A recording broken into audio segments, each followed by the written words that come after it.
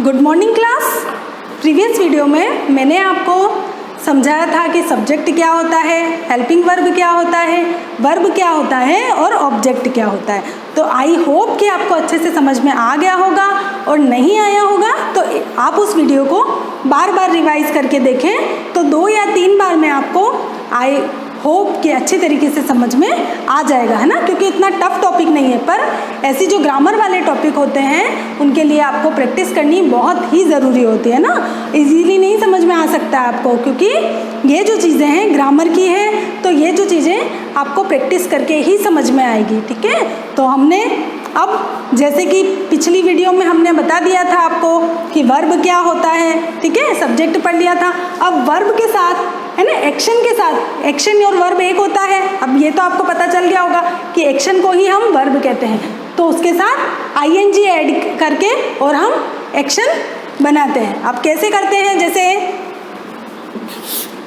कोई भी वर्ब ले लिया आपने, कुक, और उसके साथ हमने जोड़ा आईएनजी, है ना, क्योंकि वर्ब हम एज इट इज़ रूल के अकॉर्डिंग इसको वर्ब को हम यूज़ करते हैं। पर ये चीज़ अभी आपके लिए नहीं है आपके सिलेबस में, कि टेंस के अकॉर्डिंग जब हम पढ़ेंगे नेक्स्ट क्लासेस में तो आपको पता लगेगा कि कौन से टेंस में वर्ब की कौन सी फॉर्म्स यूज़ होती है। अभी तो सिर्फ मेनली आप ध्यान में रखें कि एक्शन को हम किस किस तरह से चेंज कर सकते हैं ना। एक्शन के साथ एस ई एस भी लगा सकते हैं, आईएनजी लगाकर भी हम सेंटेंस कंप्लीट करते हैं। तो आपको एक्शन के साथ आईएनजी लगाना है, और कैसे लगाना है वो मैं आपको समझा देती हूँ, ठीक है। जैसे कुक, कुक के साथ आईएनजी हमने ऐड किया तो हो गया कुकिंग। बोलते हैं ना, my mother is cooking food, तो ये कुकिंग वर्ड कैसे बना, एक्शन तो सिर्फ कुक ही होता है, और इसके साथ हमने क्या ऐड कर दिया, आईएनजी।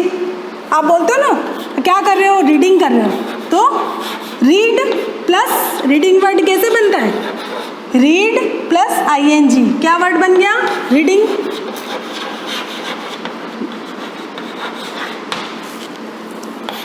WRITE, राइट, और इसके साथ अगर हम आईएनजी यूज़ करते हैं तो ये हो जाएगा राइटिंग।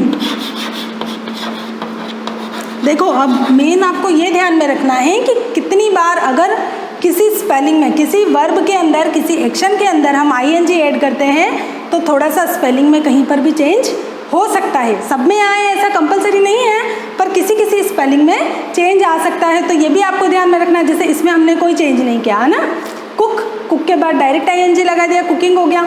यहाँ पर देखो रीड, रीड के बाद हमने आईएनजी लगा दिया, रीडिंग हो गया। राइट, राइट के बाद हमने आईएनजी ऐड किया तो ये हमारा ई हट गया और डबल टी यहाँ पर आ जाता है ना, तो राइटिंग हो गया। अब जैसे टीच, TEACH, टीच, टीच के साथ हम आईएनजी जोड़ेंगे तो हो जाएगा टीचिंग, ठीक है। और देख लेते हैं, ड्रो, DRAW, ड्रो, ड्रो के साथ आप आईएनजी ऐड कर दो, क्या बन जाएगा, ड्राइंग। इसमें भी स्पेलिंग में कोई चेंज नहीं है ना, सब में चेंज नहीं आता है, कहीं कहीं पर चेंज आता है। तो जैसे जैसे हम और प्रैक्टिस करेंगे, सेंटेंस देखेंगे आगे, तो वैसे आपको पता लग जाएगा। जैसे जंप, ठीक है, तो इसके आगे हम आईएनजी जोड़ेंगे तो क्या हो जाएगा, जंपिंग।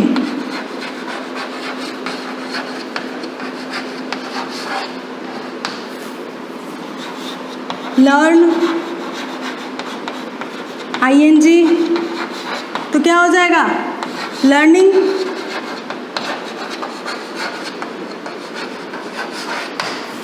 ठीक है, और देख लेते हैं, beat, I N G, beating, beat means क्या होता है, पीटना।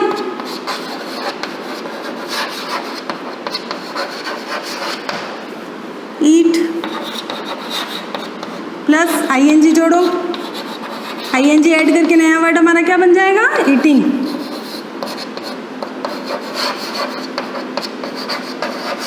ईटिंग, क्लैप, क्लैप के साथ आईएनजी ऐड करो, क्या बन जाएगा, क्लैपिंग। ये वर्ड्स बोलते हो ना आप, यहाँ देखो एक डबल पी आ जाएगा, क्लैपिंग। तो इस तरह से स्पेलिंग के अंदर आईएनजी ये यूज़ तो करते हैं। मैम क्या कर रहे हो? हम ड्राइंग कर रहे हैं, राइटिंग कर रहे हैं, रीडिंग कर रहे हैं मैम, मम्मा कुकिंग कर रही है, ठीक है, लर्निंग और कर रहे हैं हम, तो यूज़ तो करते हैं ये वर्ड आप, पर इनको बनाते कैसे हैं? एक्शन होता है, ये होती है हमारी वर्ब या एक्शन, उसमें हम आईएनजी जोड़ते हैं। अब एक चीज़ और ध्यान में रखें कि ये जो आईएनजी फॉर्म वाले वर्ड्स होते हैं वो किन किन के साथ यूज़ होते हैं, ठीक है। तो यहाँ मैं ऊपर लिख देती हूँ,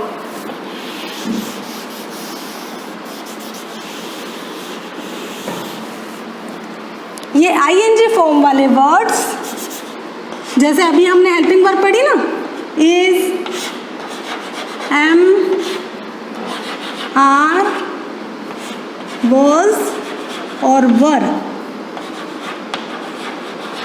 इनके साथ ही आईएनजी फॉर्म यूज़ होती है। अब ये आपको ध्यान में रखना है, ठीक है, कि जहाँ पर अगर सेंटेंस में आगे इज एम आर लगा हो या वॉज वर लगा हो तो हमको एक्शन के साथ आईएनजी ऐड करना है, ठीक है। जैसे एग्जाम्पल दे देते हैं, यहाँ नीचे लिख देती हूँ मैं, जैसे शी इज लग गया तो क्या हो गया?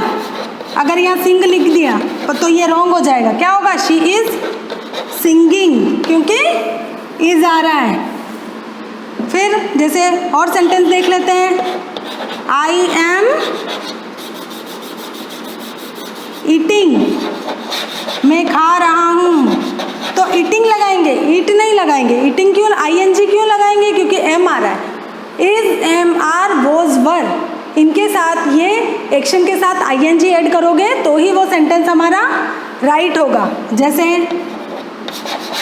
वी आर प्लेइंग, अगर आपको सेंटेंस बनाना है कि हम खेल रहे हैं तो वी आर प्लेइंग, प्ले लिख दोगे तो आप गलत हो जाएगा, आपको इसके साथ आईएनजी यूज करना है, ठीक है। तो जहाँ पर इज, एम, आर और वॉज वर आ जाता है उसके साथ कंपलसरी आपको एक्शन के साथ आईएनजी ऐड करना होता है, ठीक है। तो ये दो चीज़ें आप ध्यान में रखें, एक्शन के साथ आईएनजी ऐड करेंगे तो हमारे ये वर्ड्स बनेंगे।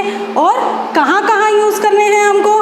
तो इज, एम, आर और वॉज वर के साथ हमको आईएनजी फॉर्म यूज़ करनी है एक्शन की, ठीक है। तो हमारे सेंटेंस कंप्लीट होंगे। तो इस तरह से कोई से भी 5 सेंटेंस आप खुद बनाएं।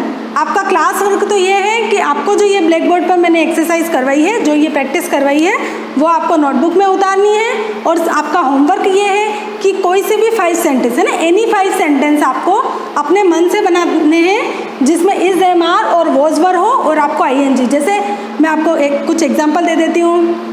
Monkey is jumping, dog is eating, I am going, she is coming, Lata is going, Rama is coming, और students are learning, teacher is teaching।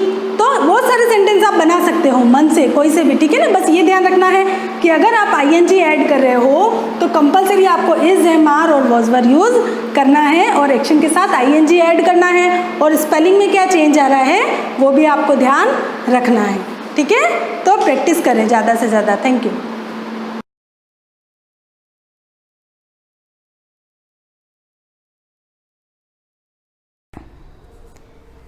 Good morning dear students. हमने पिछली क्लास में पढ़ा था कि संज्ञा किसे कहते हैं, किसी का भी नाम हो उसे हम क्या कहते हैं, संज्ञा कहते हैं। मैंने आपको ये भी बताया था कि इसके मुख्य रूप से 3 भेद होते हैं, व्यक्तिवाचक, जातिवाचक और भाववाचक। व्यक्ति विशेष या वस्तु विशेष या फिर प्राणी विशेष की जो भी नाम बताए जाते हैं उन्हें हम क्या कहते थे, व्यक्तिवाचक। दूसरा था जातिवाचक जो पूरी जाति का बोध कराए, और तीसरा था भाववाचक जो किसी भी वस्तु, व्यक्ति, स्थान के गुण, भाव, दोष आदि का बोध कराए, उसे हम क्या कहते थे, भाववाचक। अब संज्ञा के अन्य 2 भेद और होते हैं। मुख्य रूप से तो 3 ही होते हैं लेकिन अन्य भेद और होते हैं। उसमें पहला है द्रव्यवाचक संज्ञा। द्रव्यवाचक संज्ञा, इसे ही हम क्या कहते हैं, पदार्थवाचक भी कहते हैं। और दूसरी है समूहवाचक, समूहवाचक संज्ञा। ये दोनों भेद जो है वो जातिवाचक संज्ञा के ही भेद है जातिवाचक संज्ञा के ही दो अन्य भेद होते हैं, जैसे द्रव्यवाचक या पदार्थवाचक कहते हैं और दूसरा होता है समूहवाचक। अब द्रव्यवाचक जो संज्ञा होती है उनमें क्या होता है, किसी भी शब्द से या कोई द्रव्य हो, क्या हो, द्रव्य का बोध हो, या फिर कोई धातु हो या पदार्थ हो, इनका बोध होता है, वहाँ द्रव्यवाचक संज्ञा होती है। और समूहवाचक में क्या होगा, पूरे समूह का बोध होगा। जैसे हम मेले में जाते हैं तो मेले में क्या होती है, भीड़ होती है, तो भीड़ क्या है, पूरे समूह का बोध करा रही है। हम क्लास में बैठकर पढ़ते हैं तो हम ये नहीं कहते हैं कि बहुत सारे बच्चे एक साथ पढ़ रहे हैं, हम क्या कहते हैं, कक्षा में बच्चे पढ़ रहे हैं, तो कक्षा क्या कर रही है, पूरे समूह का बोध करा रही है, इसीलिए ये समूहवाचक में आ जाएगा। फिर टोली, टोली भी क्या होती है, समूह होता है, एक अकेले से टोली नहीं बनती है। फिर जैसे कि जुलूस होता है, तो जुलूस में भी बहुत सारी भीड़ होती है, तो जहाँ भीड़ इकट्ठी हो, एक समूह का बोध हो, वहाँ कौन सी संज्ञा होती है, समूहवाचक होती है। और द्रव्यवाचक में क्या हो, द्रव्य हो यानी कोई लिक्विड पेय हो, फिर धातु हो जैसे कि कोई भी धातु हो, सोना, चांदी, पित्तल, और कोई भी पदार्थ हो, तो इसके अंदर क्या आ जाएगा, सोना। उदाहरण अगर हमारे पूछ ले कि द्रव्यवाचक के उदाहरण कौन कौन से हैं, तो इसमें आएगा सोना, तेल, दूध, कोई भी लिक्विड पेय हो, है ना, जल, ये सारे इसमें द्रव्यवाचक या पदार्थवाचक में ही आएंगे। चांदी। तो आप लोगों को ये अच्छी तरीके से समझ में आ गया होगा, ये सारी चीजें क्या कर रही है, एक तरीके से तो हमें जाति का बोध करा रही है, लेकिन जातिवाचक में भी किसका बोध करा रही है, द्रव्यवाचक संज्ञा जो है वो द्रव्यवाचक का बोध कराती है, और समूहवाचक में समूह का बोध कराया जाता है। अब हम देखेंगे, यहाँ तक हमारा चैप्टर पूरा होता है। अब इसकी एक्सरसाइज निकालो, हम उसकी जो एक्सरसाइज है वो अच्छी तरीके से करेंगे ताकि हमें संज्ञा वाला चैप्टर और अच्छी से समझ में आ जाए। फर्स्ट एक्सरसाइज देखो, इसमें दे रखा है दिल्ली, सुंदर, भीड़ आदि शब्द किन संज्ञाओं के उदाहरण हैं। अब दिल्ली, दिल्ली कितनी है, 1, 10, एक ही है, तो ये कौन सी संज्ञा है, व्यक्तिवाचक संज्ञा। कौन सी संज्ञा है, व्यक्तिवाचक है। इसी की तरह सुंदर, मैंने बताया था कि किसी का भी कोई भी गुण हो या कुछ भी हो, उसका दोष हो, कुछ भी, यानी उसकी विशेषता बता रहा है, तो सुंदर, तो वो क्या है, भाववाचक संज्ञा। फिर भीड़, अभी देखा भीड़ किसका बोध करा रहा है, पूरे समूह का बोध करा रहा है, तो भीड़ कौन सी संज्ञा हो गई, समूहवाचक, समूहवाचक संज्ञा। अगला है जातिवाचक और समूहवाचक को स्पष्ट कीजिए। तो आपको पता है जातिवाचक में क्या होता है, जातिवाचक में पूरी जाति का बोध कराते हैं और समूहवाचक में समूह का बोध कराया जाता है। द्रव्यवाचक संज्ञा के कोई 3 उदाहरण वाक्य प्रयोग द्वारा दीजिए। तो मैंने अभी आपको लिखाया था द्रव्यवाचक में कौन कौन से आते हैं, सोना, चांदी, पित्तल, और कोई भी लिक्विड हो, दूध हो, पानी हो, तेल हो, तो ये सारे द्रव्यवाचक में ही आएंगे। फिर है टिक राइट, देखो ये वाला आप अपनी नोटबुक में उतार लो। फिर सेकंड में जो फर्स्ट टिक राइट है, व्यक्तिवाचक संज्ञा यानी कौन सी संज्ञा है बतानी है, राधा, गाय या हरियाली। तो राधा किसी एक ही का नाम है, इसीलिए व्यक्तिवाचक में आएगी। तो इसका जो फर्स्ट आपके दे रखा है बुक के अंदर, उसमें पेंसिल से टिक कर दो। फिर ख वाला है भाववाचक संज्ञा बतानी है, बरामदा, बड़ाई और कृपा। तो कौन सी हो जाएगी, कृपा। कृपा यानी दया का भाव है, इसीलिए भाववाचक में कृपा आएगी। अगला है जातिवाचक संज्ञा बतानी है, मैदान, गांधी जी या दया। तो मैदान, हर कोई मैदान मैदान ही होता है, ये पूरे समूह का बोध करा रहा है, इसीलिए मैदान जातिवाचक के अंदर आएगा। अब हम देखते हैं फिलिंग द ब्लैंक्स की एक्सरसाइज। अब क्वेश्चन आंसर में है संज्ञा की परिभाषा दीजिए। तो ये हमने पहले ही नोटबुक में लिख लिया है। संज्ञा के कितने भेद होते हैं, ये भी हमने हमारी नोटबुक में लिख लिया है। व्यक्तिवाचक और भाववाचक संज्ञा के 3-3 उदाहरण दीजिए। तो ये छोड़ देना, ये नहीं करना है।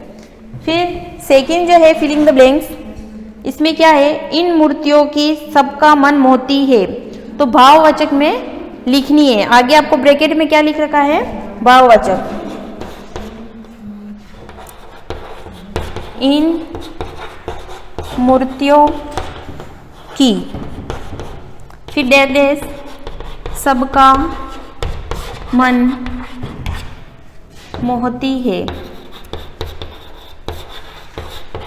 अब इसमें ब्रैकेट में क्या लिखा है, भाववाचक। तो यहाँ जो फिलअप करना है हमें, वो कौन सी संज्ञा फिलअप करनी है, भाववाचक। तो इन मूर्तियों की सबका मन मोहती है, तो क्या आएगा इसमें, इन मूर्तियों की मोहकता या सुंदरता, सुंदरता सबका मन मोहती है। फिर है, से बढ़कर और कोई गुण नहीं होता। कौन सा बढ़कर, परोपकार,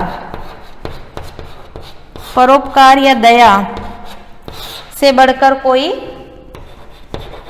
गुण नहीं होता। अगला है ग वाला, देश के उत्तर में भारत माता का मुकुट है। अब व्यक्तिवाचक, तो भारत के उत्तर में क्या है, हिमालय है, इसीलिए यहाँ पर व्यक्तिवाचक संज्ञा लिखती है। तो हमें क्या लिखना होगा यहाँ पर, हिमालय। तो पूरा वाक्य क्या बन जाएगा, हिमालय देश के उत्तर में भारत माता का मुकुट है। फिर लास्ट है फिलिंग द ब्लैंक्स में, मैं अपने से चलकर सीधा स्कूल पहुंचता हूँ। मैं अपने, जातिवाचक से लिखना है, तो क्या आएगा, मैं अपने घर से चलकर। तो यहाँ घर जो है वो क्या आ जाएगा, जातिवाचक का उदाहरण है। तो आपको इस तरीके से बुक फिलअप करनी है।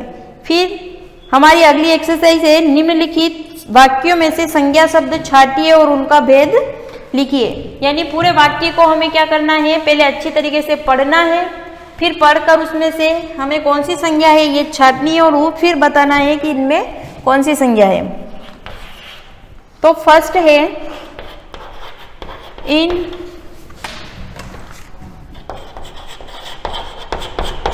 फूलों की महक अच्छी है। अब यहाँ पर सबसे पहले हमें क्या बताना है कि कौन सा शब्द संज्ञा है। तो फूल, फूल क्या है, संज्ञा शब्द है। अब यहाँ पर फूल का नाम नहीं ले रखा है कि गुलाब का फूल है, चमेली का है, किसका है, तो सिर्फ फूल दे रखा है। तो ये फूल जो है वो जातिवाचक संज्ञा में आएगा। ठीक है। फिर अगला उदाहरण है, राजू और मंजीत। राजू और मंजीत अच्छे मित्र हैं। अब इसमें हमें देखना है कि संज्ञा कौन कौन सी है। तो राजू और मंजीत दो नाम हैं और दोनों ही किस में आ जाएंगे, व्यक्तिवाचक में। ठीक है। तो आपको एक तरफ क्या लिखना है, राजू और मंजीत। तो ये राजू और मंजीत संज्ञा है, और कौन सी संज्ञा है, व्यक्तिवाचक संज्ञा है।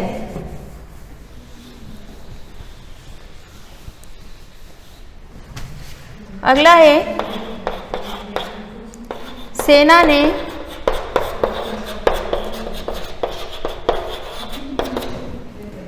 युद्ध में वीरता दिखाई। सेना ने युद्ध में वीरता दिखाई। अब सेना शब्द और वीरता दोनों ही शब्द क्या है, संज्ञा है। लेकिन जो सेना शब्द है वो कौन सी संज्ञा है, जातिवाचक संज्ञा है, और वीरता जो शब्द है वो भाववाचक संज्ञा है, क्योंकि उसका गुण बता रहा है, इसीलिए ये भाववाचक संज्ञा है। तो यहाँ पर हमारा चैप्टर पूरा होता है और आपको अच्छी तरीके से समझ में भी आ गया होगा। ये आपको अपनी नोटबुक में नहीं करना है, सिर्फ अपनी बुक में ही फिलअप करना है। Thank you so much.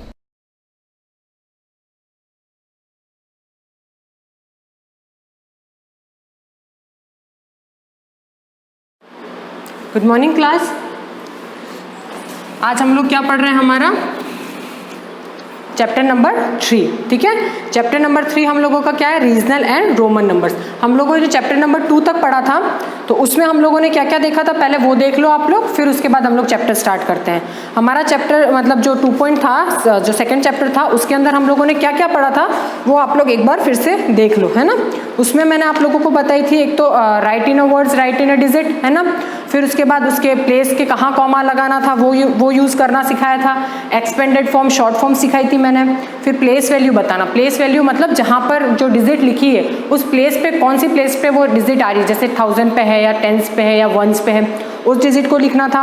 उसके बाद हम लोगों ने पढ़ा था कि कौन सी चीज़ ग्रेटर है, कौन सा नंबर ग्रेटेस्ट है, कौन सा स्मॉलेस्ट है, उस पर सर्कल बनाओ, ascending descending order, greater than less than की तरफ सिंबल बनाना, है ना। ये सारा हम लोगों ने 2.2 में पढ़ा। फिर उसके बाद हम लोगों ने 2.3 में जो लार्जेस्ट डिजिट बनानी थी, मतलब डिजिट को यूज़ करके, जैसे कि आपको कोई भी डिजिट दे दी मैंने, है ना, जैसे ये कोई डिजिट दे दी, इसका ग्रेटेस्ट और स्मॉलेस्ट बनाना था, है ना। ग्रेटेस्ट नंबर क्या बनता है इसका, देखो इसका ग्रेटेस्ट नंबर बनता है 6000। अब 4 डबल बार आ रहा था, यहाँ एक चेंज कर लो डिजिट, है ना। तो क्या क्या कर लोगे, 5, 6 के बाद 5, फिर 4, 4, 3, मतलब बड़े से छोटे की तरफ चले जाओ, तो ये हमारा ग्रेटेस्ट डिजिट बन गया। स्मॉलेस्ट को कैसे लेते थे हम लोग, 3, 4, 5, 6, ये हमारा स्मॉलेस्ट बन गया। इस तरीके से हम लोगों ने सीखा था। फिर हम लोगों ने इसमें पढ़ा था कि राउंड ऑफ वाले, मतलब 2.4 के अंदर अपन ने 10 प्लेस के राउंड ऑफ बनाने, 100 के राउंड ऑफ बनाने और 1000 के राउंड ऑफ बनाने, वो भी मैंने आपको सिखाया था। अगर आप लोगों को फिर भी समझ में ना आया हो तो आप मेरा वीडियो वापस से रिवाइंड करके देख सकते हैं, है ना। अब आ जाइए हमारा चैप्टर नंबर 3 पे। 3 में आप लोगों को चैप्टर पढ़ाने से पहले आप लोगों को पहले काउंटिंग सीखनी है। अब काउंटिंग कौन सी है, एक तो आपके हिंदू न्यूमरल्स दे रखे हैं, ठीक है। हिंदी न्यूमरल्स क्या होते हैं वो देखिए आप लोग। ये काउंटिंग आप लोगों को अपना लेसन डाल के अपनी नोटबुक में लिखनी है, ठीक है। पेज नंबर 23 पे है ये, हिंदी न्यूमरल्स बोलते हैं इसको।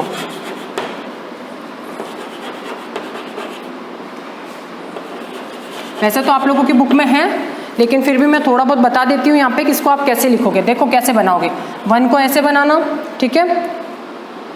2 को देखो कैसे बना रखा है इसमें देखो इस तरीके से लिख रखी है आप लोगों के, ये सीरीज में लिख रखा है। आप ऐसे मत लिखना जैसे आप लोग काउंटिंग लिखते हो ना अपनी नोटबुक में, बिल्कुल ऐसे लाइन बॉक्स बने हुए हैं, उन बॉक्स में एक बॉक्स स्पेस रख के फिर नेक्स्ट बॉक्स में लिखना, ऐसे ही लिखना है आप लोगों को। ऐसे नहीं कि इसमें इस तरीके से लिखिए तो हम लोगों ने ऐसे लिख दी, वो काम मत करना। ये है हमारा 3, ये है 4, ये है 5। आप फर्स्ट टाइम पढ़ रहे हो तो कंफ्यूज होने की जरूरत नहीं है, ये भी हमारी काउंटिंग ही है, लेकिन इस काउंटिंग को क्या बोलते हैं, हिंदी न्यूमरल्स बोलते हैं, है ना। और आप लोग जो पढ़ते हो वो हिंदू अरेबिक है ना। जो अपन नॉर्मली जनरली जो वर्ड्स पढ़ते हैं ना वो वाले अलग होते हैं। जैसे देखो आप लोगों का ये एक ऊपर एक और दे रखा है ना, टेबल दे रखी है एक, इसके अंदर भी आप लोगों को दे रखा है हिंदी में कैसे लिखते हैं, पंजाबी में कैसे लिखते हैं, बंगाली में कैसे होता है, गुजराती में कैसे होता है, कन्नड़ में कैसी होती है, मतलब सब काउंटिंग वही है, 1 2 3 4 पढ़ते हैं उसको वही है, लेकिन लिखने का तरीका चेंज हो गया है, ठीक है। तो ये हमारा 5, देन फिर 6, 7, 8, 9 एंड देन 10, ठीक है। तो 10 तक अगर आपको आ गई, फिर उसके बाद आपको 10, 20, 30, 40 ये बना लिखना आ जाए तो आप लोग खुद काउंटिंग लिख सकते हो, है ना। वैसे बुक में है आप लोगों की ये काउंटिंग, आपको वैसे कहीं खुद से करने की ज़रूरत ही नहीं है, बुक में से देख के लिख सकते हो। ये 12 हो गया। अब 13 कैसे, ये 1 और 3 आ गया 13, ये फिर 1 और ये 4 आ गया 14, ये 1 फिर 5 15, ये 1 फिर 6 16, ये 17, ये 18। थोड़ी सी प्रैक्टिस करोगे तो आप लोगों को आ जाएगी। ये 19 और ये 20। अब 20 कैसे लिखोगे, 20। इसी तरीके से आप लोगों को 100 तक काउंटिंग लिखनी है, इसके पीछे भी दे रखा है आप लोगों को, ठीक है। तो ये आपका एक वर्क तो ये हो गया कि सबसे पहले चैप्टर स्टार्ट करोगे अपने पेज पे, नोटबुक के पेज पे, मतलब आप लोगों को काउंटिंग लिखनी है। फिर दूसरा काम आपको ये करना है कि अब इसके अंदर रोमन नंबर्स भी है। रोमन नंबर से तो आपको वो काउंटिंग लिखने के बाद रोमन नंबर्स की काउंटिंग लिखनी है। अब रोमन नंबर क्या है, हम लोगों ने अपनी प्रीवियस क्लास में, मतलब क्लास 3 में हम लोगों ने रोमन नंबर पढ़े हैं, है ना। तो अब रोमन नंबर कैसे, ये आप लोग लिख लेना, है ना, बुक में है ये सब। अब मैं सीधा बताती हूँ रोमन नंबर। रोमन नंबर क्या होते हैं देखिए। अब कुछ बच्चों को तो आते भी होंगे रोमन नंबर लिखना, लेकिन जो भूल चुके हैं अपना, है ना, तो रोमन नंबर्स कैसे लिखते हैं मैं फिर से बता देती हूँ। ये तो हमारे नॉर्मल डिजिट हो गई, है ना, जो हम पढ़ते हुए आ रहे हैं अभी तक। इसको रोमन नंबर में कैसे लिखते हैं, देखो रोमन नंबर में लिखते हैं 1 को सिंपल बनाते हैं, ठीक है, 2 ऐसे लिखते हैं डबल लाइन, फिर 3, फिर 4, देन 5, 6, 7, 8, 9 और फिर 10।